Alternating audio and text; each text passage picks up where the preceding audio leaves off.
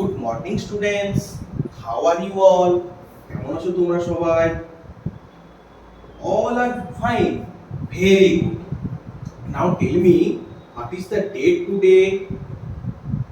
Yes, today is 4th August 2025.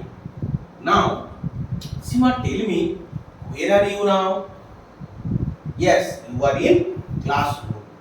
তাহলে এই ক্লাসরুমের মধ্যে তুমি কি দেখতে পাচ্ছ বলো তো? এখন কি বলছো? চেয়ার দেখতে পাচ্ছ, আর টেবিল দেখতে পাচ্ছ, আর কি দেখতে পাচ্ছ? বই অর্থাৎ বুক। তাহলে তখন বলো তো এইগুলো ছাড়া আর তুমি কি দেখতে পাচ্ছ? কি বলছো? হ্যাঁ, তুমি তোমার বন্ধুদেরকে দেখতে পাচ্ছ। তাহলে বলো তো তাদের কি নাম? কি ঠিক বলেছো, তাদের নাম হচ্ছে, একজনের নাম হচ্ছে সীমা, আর কি? রাহুল। ঠিক।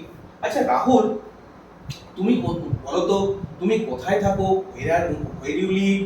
কি বলছো? you live in Bankura.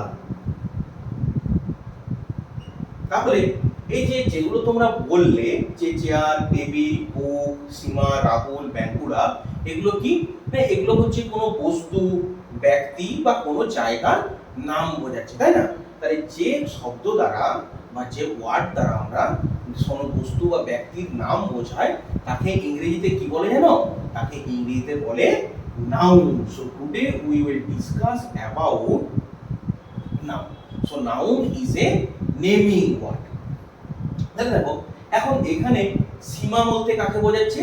না একে বোঝাচ্ছে। রাহুল বলতে কাকে বোঝাচ্ছে? না একে বোঝাচ্ছে। আবার বাঁকুড়া বলতে কি বোঝাচ্ছে? না আমরা যে জায়গাটার মধ্যে থাকছি তাকে বাঁকুড়া বলছে। অর্থাৎ এই নামগুলো দিয়ে বিশেষ কোনো ব্যক্তি বা কোনো জায়গার নামকে বোঝানো হচ্ছে, তাই না? অর্থাৎ যে নাউন দিয়ে অর্থাৎ কোনো ব্যক্তি, বিশেষ কোনো ব্যক্তি বা কোনো জায়গার নামকে বোঝায় তাকে আমরা কি বলি জানো? তাকে আমরা বলি আমরা প্রপার নাউন। তাকে আমরা বলি প্রপার নাউন। আবার দেখো এখানে চেয়ার, টেবিল, বুক এগুলো দিয়ে কি বোঝাচ্ছে? না আমাদের চারিদিকে যে চেয়ারই থাকুক না কেন, যেমনই থাকুক না কেন, তাকে কিন্তু আমরা চেয়ার বলছি। আবার যে কোনো বইকে আমরা কি বলছি? বুক বলি। অর্থাৎ এগুলো দিয়ে যে কোনো জিনিসকে কিন্তু এক জাতীয় যে কোনো ব্যক্তি বা বস্তুকে বোঝানো হচ্ছে তাদের নামকে। তাই এই ধরনের নাউনগুলোকে আমরা কি বলি জানো? তাই এই ধরনের নাউনগুলোকে আমরা বলি কমন নাউন।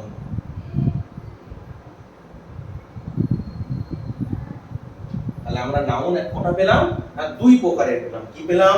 একটা আমরা পেলাম প্রপার নাউন, আর একটা আমরা পেলাম কমন নাউন। এখন আমি একটা সেন্টেন্স বোর্ডের মধ্যে লিখছি, তোমরা সেটাকে ভালো করে দেখে বলবে তো এটার মধ্যে কোনটা কমন নাউন এবং কোনটা হচ্ছে প্রপার নাউন। রাম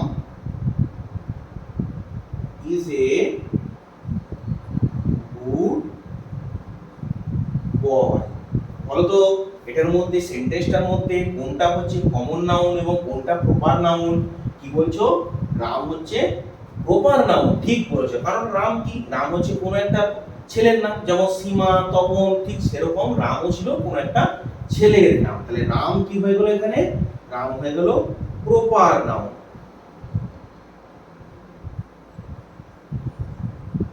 আর গুড মানে কি? গুড মানে ভালো।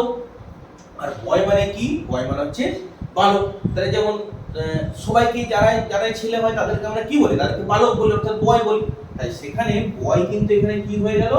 বয় হয়ে গেল কমন নাউন।